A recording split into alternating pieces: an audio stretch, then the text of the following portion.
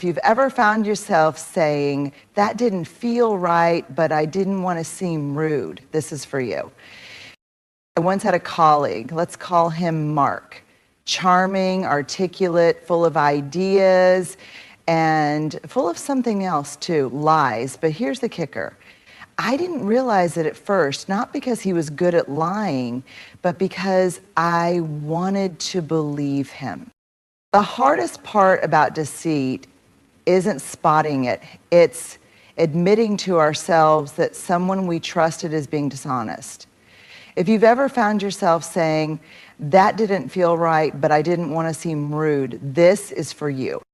I want to tell you a story I'm not proud of. A few years ago, I had someone in my life, someone I cared about, admired even, lie to me repeatedly. Not big, scandalous, headline-making lies. No, these were the subtle ones. The ones wrapped in charm and warmth. The ones that made you feel like you were the problem for even questioning them. I remember one evening sitting across from him at a restaurant, and he looked me in the eye and said, why would I lie about that? And I remember freezing, because in that moment, my gut screamed that something was off. But instead of speaking up, I laughed nervously, took another bite of my food, and said, yeah, you're right. I swallowed my instinct like it was dessert. Why? Because I didn't want to ruin the moment. I didn't want to seem dramatic or suspicious. I didn't want to be that person. But let me tell you what I really didn't want, the truth. Because if I accepted that he was lying, then I had to accept that I'd placed my trust in the wrong hands. I had to accept that maybe I had been ignoring signs all along. And that is painful. That kind of reckoning doesn't just call into question another person's character. It calls into question our own judgment. So I chose temporary comfort over long-term clarity. And it cost me. It cost me peace. It cost me trust. It cost me a version of myself that believed in my own intuition. That experience taught me something I want to offer to you. Lies aren't always loud. Sometimes they wear a smile. Sometimes they hold your hand. Sometimes they come in the form of a question that makes you feel guilty for even wondering. We don't talk about this enough. The emotional toll of realizing someone is lying to us, not because we're naive, but because we're human, because we want to believe the best in people, because we were taught that giving the benefit of the doubt is noble, and because calling out dishonesty can feel like tearing down a house we've built with hope. But here's the truth. Ignoring the truth doesn't protect us, it erodes us. It chips away at our sense of safety, our sense of self, our ability to trust not just others, but ourselves. So I'm not here today to tell you how to spot liars like a detective. I'm here to invite you back to yourself, to that little voice inside that whispers something doesn't feel right, the one we've trained ourselves to ignore. That voice is wise. It's not mean, it's not overreacting, it's not rude, it's protective. Let's stop labeling self-protection as cynicism. Let's stop confusing politeness with powerlessness. Because trust, real trust, requires truth. And sometimes telling ourselves the truth is the most courageous thing we can do. Now, before we go any further, I want to pause and say something really important. When we talk about liars, it's easy, almost automatic to think in black and white. Good people versus bad people, truth tellers versus deceivers, the honest versus the manipulators. And let's be honest, it feels good to land on the moral high ground. It feels good to believe we're on the right side. But here's the thing I've learned over and over again, usually the hard way. Human beings are rarely all one thing. People lie. Sometimes they lie to protect themselves. Sometimes they lie to gain something. And sometimes, this part is hard to admit, they lie because they're deeply afraid that the truth will make them unlovable, rejected, or exposed. And before we get too comfortable distancing ourselves from those people, I want to ask you this. Have you ever told someone you were fine when you absolutely weren't? Have you ever said, I didn't mean it like that, when deep down you know you did? Have you ever withheld the truth because you couldn't bear the disappointment in someone's eyes? I have.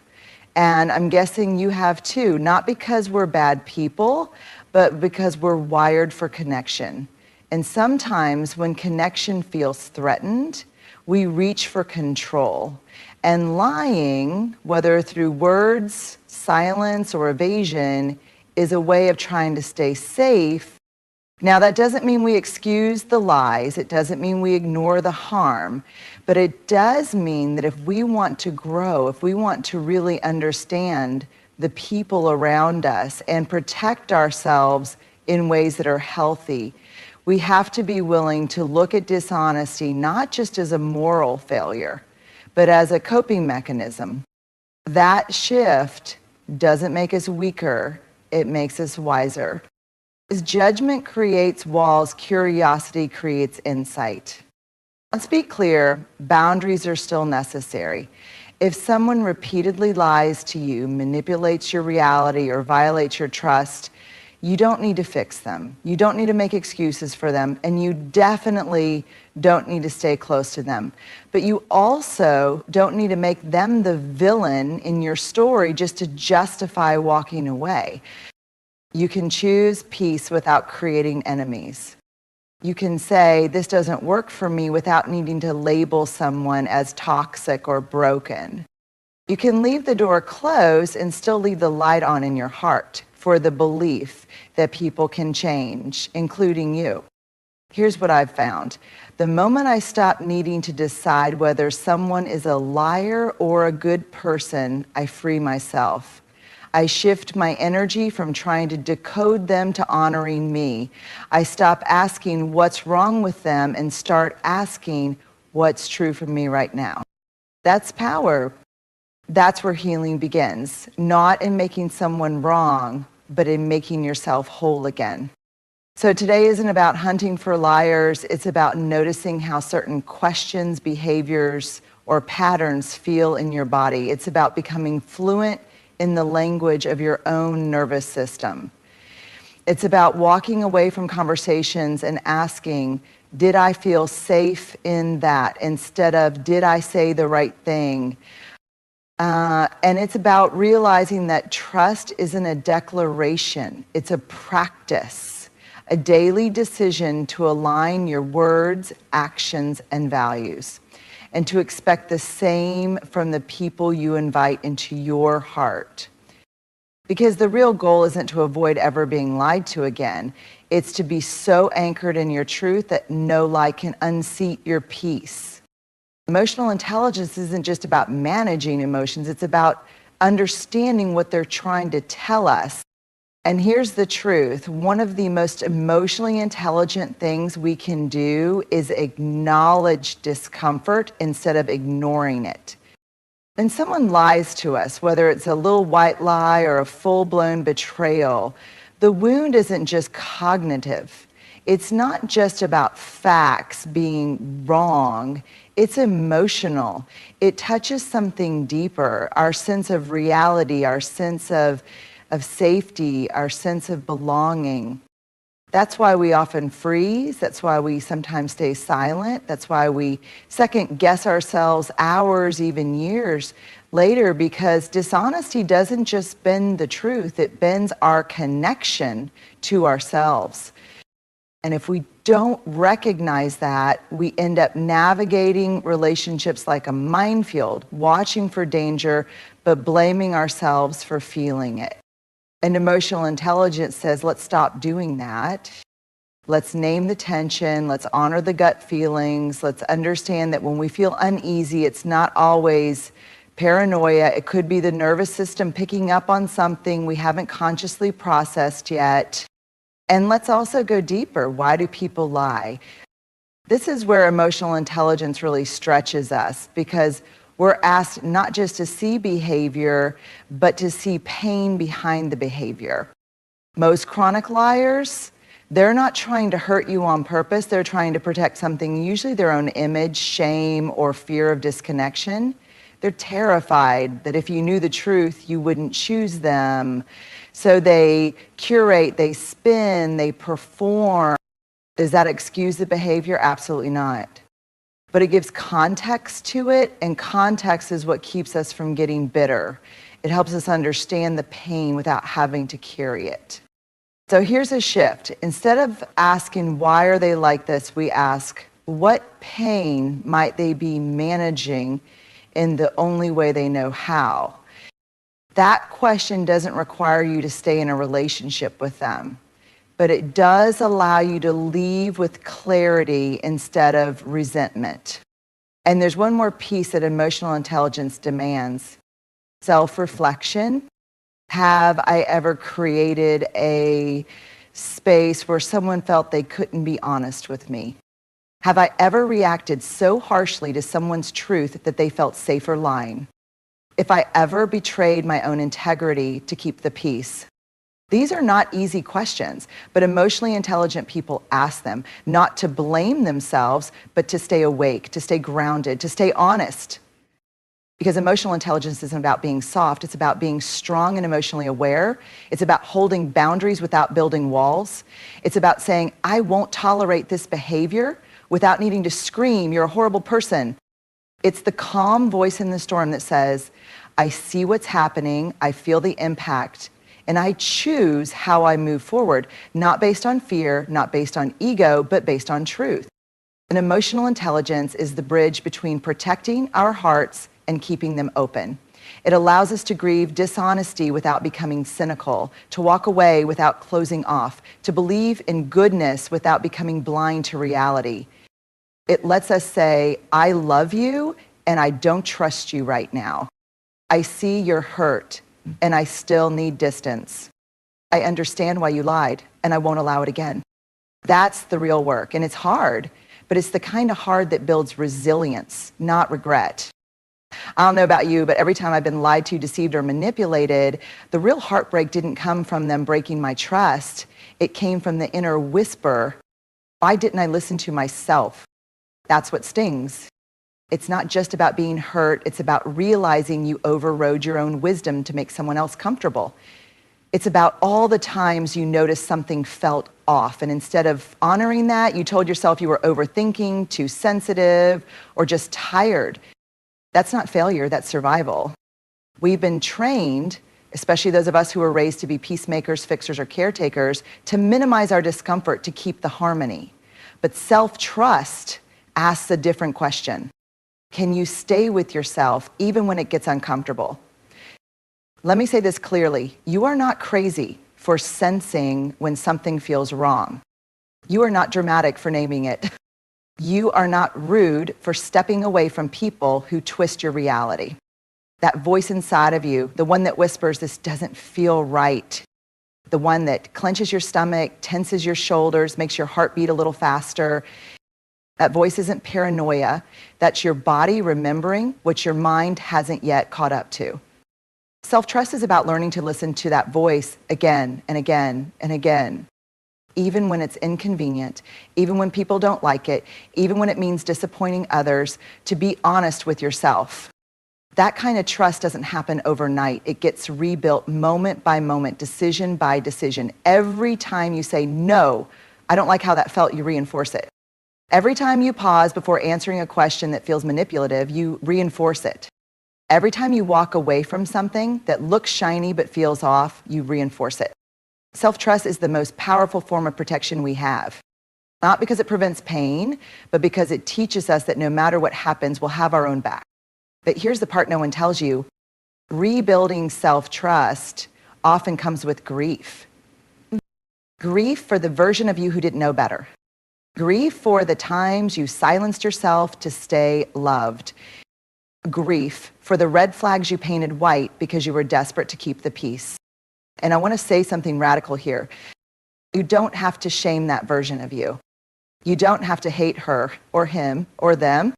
You get to say, you did what you could with what you knew. Thank you. I'll take it from here. That's what reclaiming self-trust looks like. It's not about being perfect. It's about being present. It's about feeling the shaky yes in your bones and still saying no with your voice. It's about making a different choice today, not because you finally figured it all out, but because you're done abandoning yourself in the name of being liked, accepted, or easy to be around. Let me tell you what happens when you truly begin to trust yourself. You become harder to manipulate, not colder, just clearer, not bitter, just boundaried, not closed, just careful with who gets access to your tenderness. Self-trust doesn't mean you'll never be lied to again. It means the next time it happens, you'll see it faster. And more importantly, you'll believe yourself when you do. You won't need 10 red flags to give yourself permission to walk away. You'll recognize one and say, that's enough. Because your peace, your clarity, and your inner voice are not negotiable.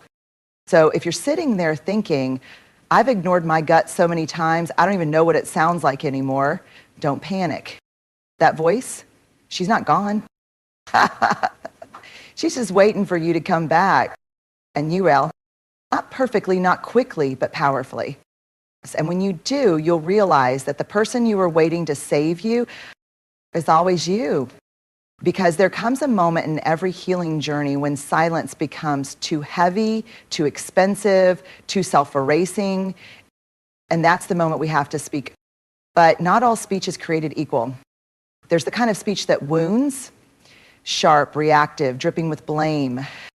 And then there's the kind that frees, the kind that sets boundaries without burning bridges, the kind that says, this is my truth without making someone else wrong for not living in it.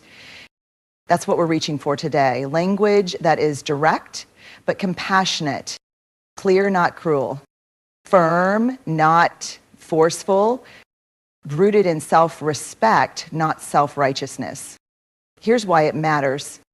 When you've been lied to, especially more than once, your nervous system starts storing up receipts. It's like your whole body says never again. And suddenly you're rehearsing confrontations in the shower or crafting imaginary monologues in your head that end with, and that's why you're blocked.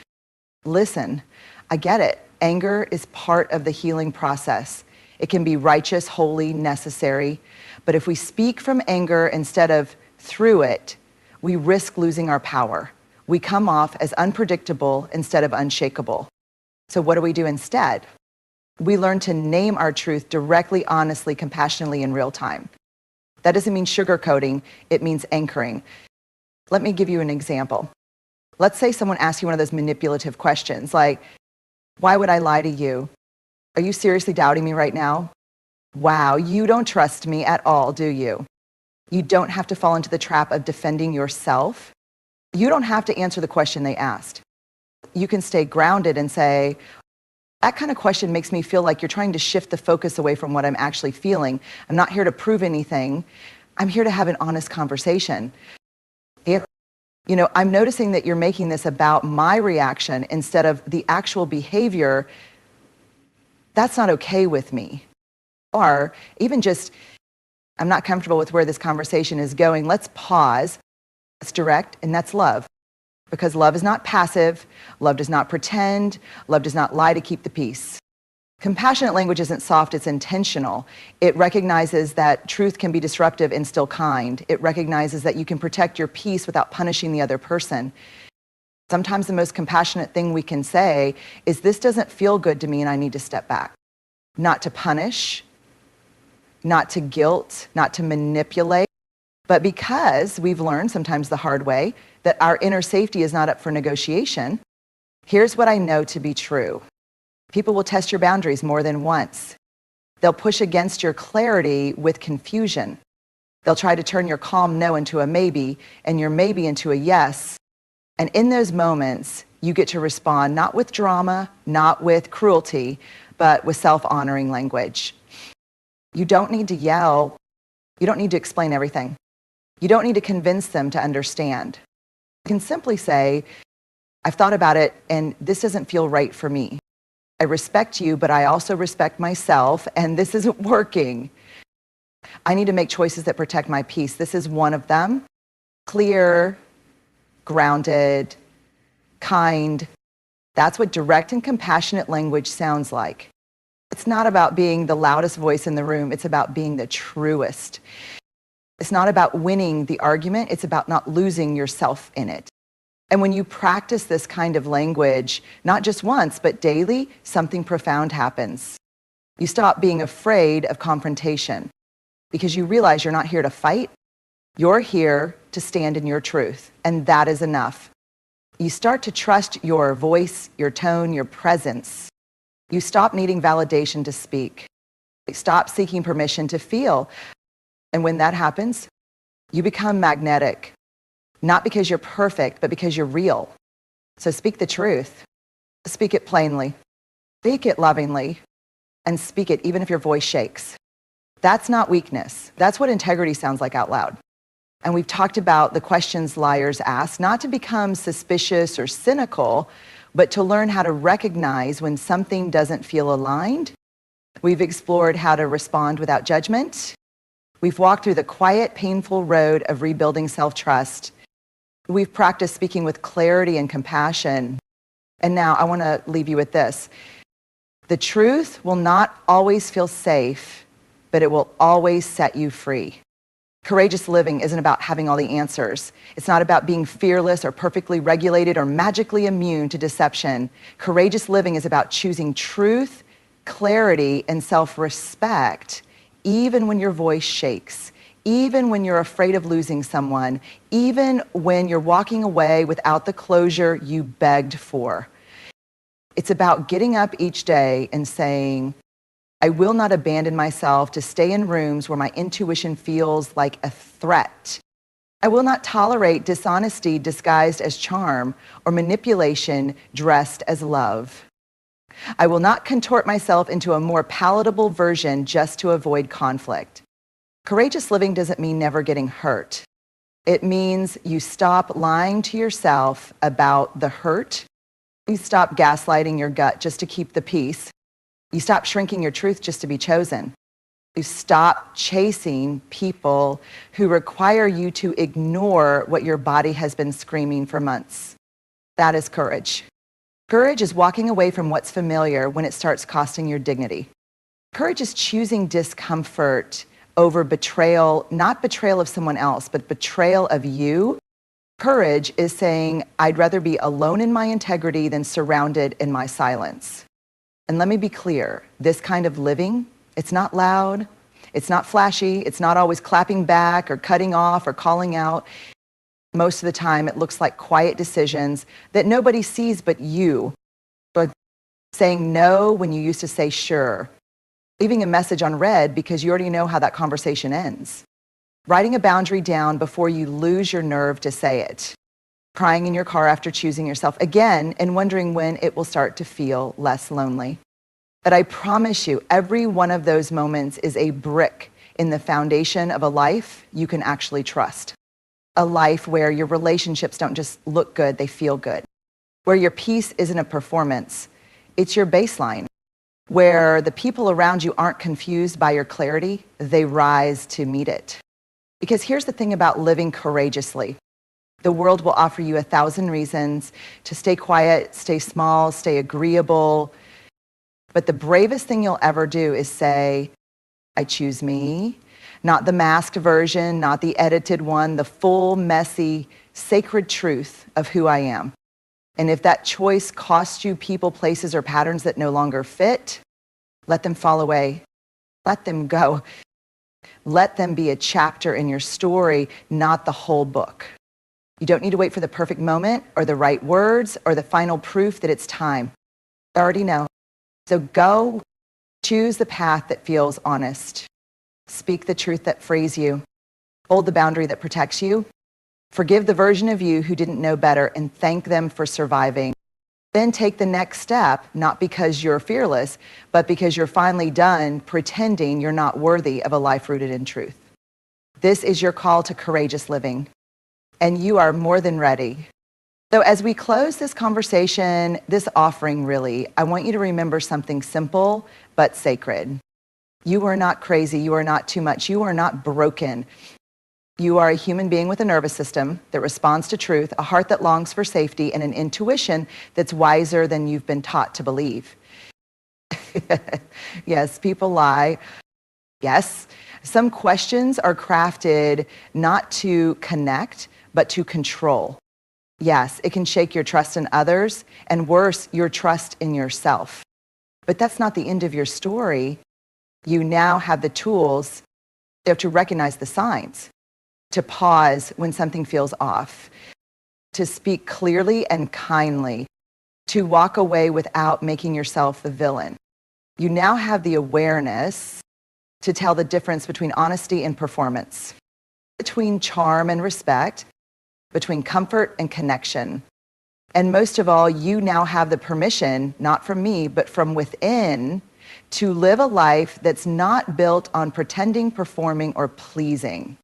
Because the most powerful thing you can do in a world that rewards conformity is to stay rooted in your truth, even when it's inconvenient, even when it's lonely, even when it costs you proximity to people you once loved. That's not cruelty, that's clarity. And clarity is the foundation of courage. So as you walk out of here today, whether here is a room, a chapter, a relationship, or a season of self-doubt, walk out with your head high and your voice steady.